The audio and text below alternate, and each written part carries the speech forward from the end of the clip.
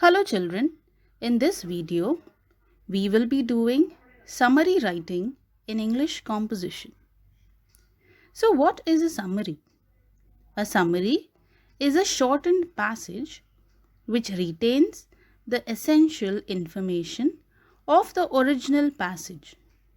It is fairly brief and should be written in your own words of what is there in the original passage. So, a summary is nothing but a short and informative brief paragraph about a bigger passage. Like if you watch a movie and if you want to tell about the movie to your friend, you will tell it in a summary, right? So that is a summary. So whenever a big passage is being given, you need to summarize the passage or the story into a shorter size.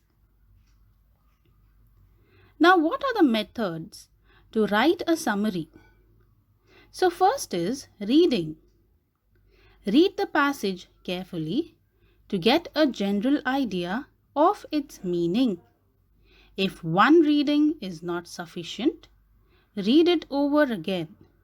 So, children, the first thing that you need to do is you need to read the passage that is given to you. And if you do not understand it once, then you need to read it again. Because to write a summary, you need to understand what is there in the passage. While reading, get the subject clear.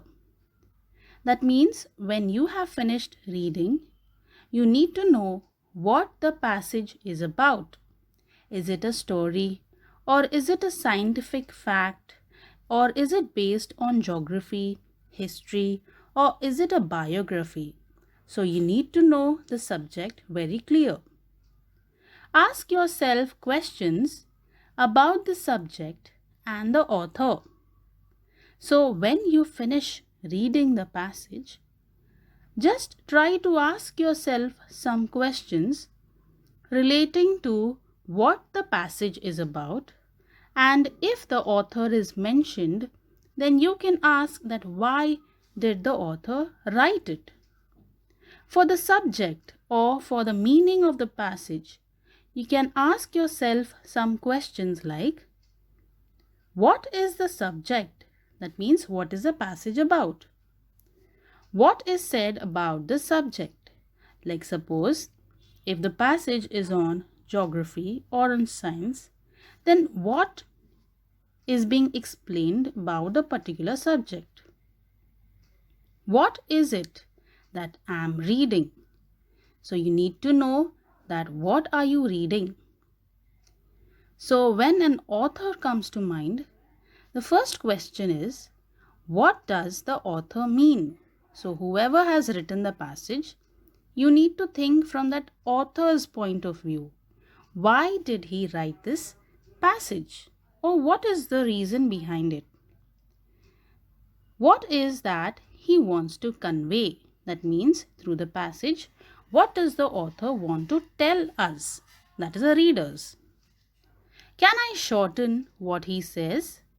So this is the main thing. That is a summary. How can I make this huge passage into a brief one, into a shorter one? Can I make it? Yes, you can make it by using some important points from it. Second is a title. You need to give a suitable title for your summary. Think of some word, phrase, or short sentence that will sum up briefly the main subject of the passage. So, even the summary has to be given a suitable title. So, whenever you read the passage, the original passage that is given to you, you need to side by side think about the title. The title should be short and it should be meaningful and it should be related to the passage that is given to you. Third, further reading. Ensure that you have understood the details of the passage. Select the important points that are essential to the expression of the main theme and underline the important points. So children, once you have finished reading the passage once or twice, see to it that you are fully thorough with the passage. And while reading, underline some important points that you feel that you need to write in your summary. This will make it easier for you to write the summary. Fourth is writing. So while writing, remember that the summary should be 1/3 of the length of the original passage, and the summary should be written in one paragraph. So children, as you all already know that summary has to be short. So whatever the length of your original passage is, so your summary should be 1/3 of the original passage that is given to you. And the entire summary has to be written in one paragraph. Next is revision. So after you finish with reading and with writing, carefully read the summary that you have written. That is, revise. Compare your summary that you have written with the original passage and see if you have missed out on any important points so that you can add it later on. Make the necessary corrections like spellings, punctuation, or if the sentence is not written in a proper formation. So try to read the summary when you finish writing it. Next, do not forget to give a suitable title. So children, the title carries some marks. So do not forget to give a suitable title to your summary. Remember, as a rule, summary should be written in an indirect speech. So do not add any inverted commas and all. So it shouldn't be as a dialogue. It should be in a indirect speech. That is, your entire summary has to be in a indirect speech. Next is condensing. That is how to shorten the passage. We can omit repetitions and examples from the original passage. Like suppose any sentence is repeated in the original passage, you can just write it once in the summary. And if examples are given, for example, cows, buffaloes, so you don't need to write all those examples in the summary. Shorten lengthy sentences. So, if there are any sentences that are too long, you can shorten those sentences, but the sentence should be grammatically correct. Use category words instead of a list of words. Like suppose if there are words like chair, table, sofa that is given. So instead of writing all these words, put one word for it, like furniture. Some examples of compressed words are, so first one is over the last 10 years. So if you find any sentence like this in the original passage, then you can write in the past. Okay, that is a past. Last 10 years means what? Past. Next is continue to provide. So this is in the present, right? So while writing your summary, you can write it in a shortened word that in the present. This move could lead to. So this is the future. So you can shorten the sentence by adding the word future. There came to his recollection. That means he remembered. There came to his recollection. So you can shorten this entire sentence as he remembered. Fifth, he showed exemplary courage and fought like a lion in the battle. So this you can see it's a very long and lengthy sentence. So it can be shortened as he was very brave in the battle. Science, as we have seen, has given us powers fit for God. So this can be shortened as science has given us superhuman powers. So children, it will not be that the same sentences will be given. There will be many other long and lengthy sentences that you will find in your original passage. So try to shorten the passage or the sentences by using the compressed words. Children, you need to remember certain points while writing the summary. First is, write the summary in the present tense. So whatever the passage is, try to write the sentences into the present tense. The length of the summary should not be equal to that of the original passage.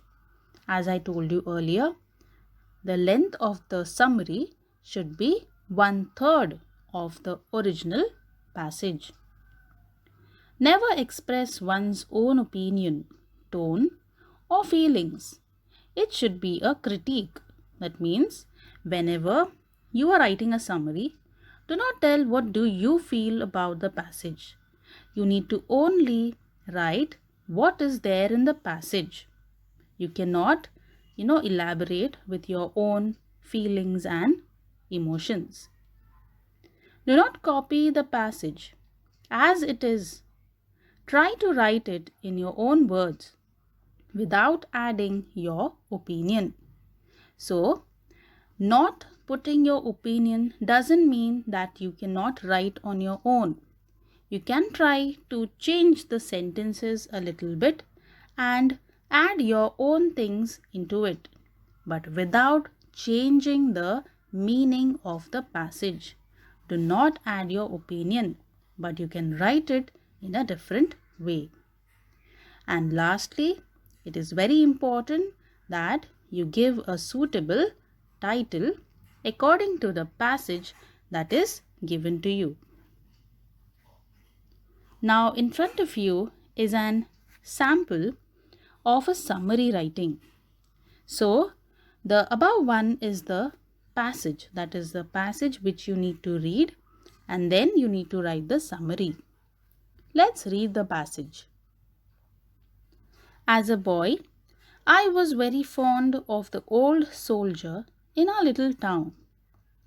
He had only one leg, having lost the other somewhere in Assam in 1942. He used to sit on the bank of our small river and tell me about his adventures. He told me that he had ran away from home to join the army when he was 18. He had experienced his first battle in the Libyan desert in the Second World War. He used to tell me dozens of war stories, but the one I liked the best was the one of his escape from a Japanese prison of war camp in Burma. He told me again and again how he walked 200 miles in 2 weeks. On the way, he was bitten on the toe by a poisonous snake, and he had to cut off part of the toe in order to survive. But the wound did not heal, and by the time he got to a Indian camp, it had turned septic and the leg had to be amputated. He is apparently quite contented with his lot. He says that his pension is enough for his needs and the fish he catches and sells provides him the money for his entertainment. So, children, in this way, you need to read the passage in your mind. And if you do not understand it once, you can read it again. And while reading, try to underline some important points that you feel that you need to write in the summary. So this was the passage. Let's read the summary.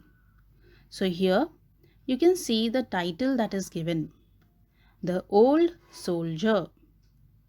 So this title is given relating to the year that is given in the passage, that is 1942. Let's read the summary. The writer tells us about an old soldier who lost his leg in Assam in 1942.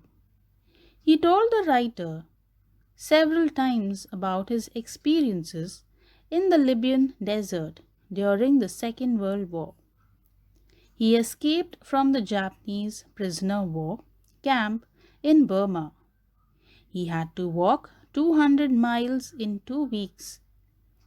He got bitten by a poisonous snake. The toe where he got the bite had to be cut off. The wound did not heal, and his leg had to be amputated. So, children, can you see the length of the original passage and the length of the summary? In the same way, you need to write your summary. And you can see, as here, there is a mentioning of the writer. So that is why the summary is started as the writer tells us. If it is a normal general passage, you can directly start with the subject, that is what is being talked about in the passage. Here, because there is an author, that is a writer who is speaking about the soldier, that is why the beginning is given as the writer, that is the author. So in the same way, children, try to read the passage carefully, understand it, jot down or underline the important points, and then put it into proper order according to the original passage and write down your summary. In this way, you can practice summary writing. There are many examples given in your Chetna book. You can try and practice it. Okay, children, with this, we have completed with summary writing. Thank you for listening, children. Take care.